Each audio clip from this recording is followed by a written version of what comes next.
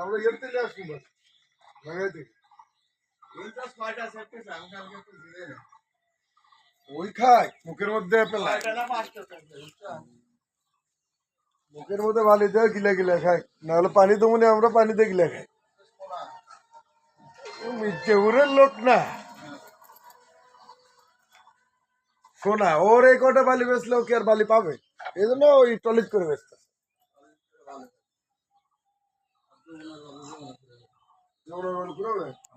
জায়গাতে গেলে 10 টাকার ড্রাম ট্রাকতে এনে মেরে দেবো